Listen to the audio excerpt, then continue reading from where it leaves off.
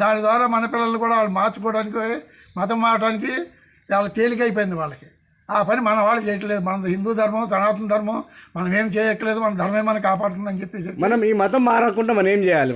మతం మారకుండా ఉండాలి అంటే మన హిందువులకి హిందుత్వం అంటే ఏంటో తెలియజేయాలి. హిందువులుగా జీవించాలి. వీళ్ళు హిందూ మతమే సనాతనమైన మతం అనేది మన పిల్లలకి మనం చెప్పగలగాలి. ముందర ఏంటంటే ఆది గురువు తల్లిదండ్రులే చెప్పాలి వాళ్ళకి. ఒక పక్కన ముస్లిం ఉన్న మతం ఉన్నదంటే ముస్లిం మతంలో వాళ్ళకి చిన్నప్పటి నుంచి చెప్తున్నారు, చిన్నప్పటి నుంచి దర్గాకి తీసుకెళ్తున్నారు, చిన్నప్పటి నుంచి మతం అంటే ఏంటో చెప్తున్నారు వాళ్ళు. మన వాళ్ళు వారానికి ఒకసారి కూడా గుడికి రావట్లేదు. వాళ్ళు కంపల్సరీగా శుక్రవారం ఉందంటే కంపల్సరీ వెళ్తారు, ఆదివారం వచ్చిందంటే క్రిస్టియన్స్ వెళ్తారు. మనకేమో దేవుళ్ళు ఎక్కువ అయిపోయారు, దేవతలను ఆరాధించడం తగ్గిపోయింది. అంటే మన ఇన్కిడ్ ఏంటంటే అందరు సామూహికంగా కూర్చొని భుజిస్తారని మనకు తెలుసు, ముస్లింలందరూ కలిసి. అవును, మన వాళ్ళు అలా చేయరు. మన వాళ్ళు చేయరు. సామూహికంగా వాళ్ళ ఒకే మాట మీద నిలబడతారు. వాళ్ళ పెద్ద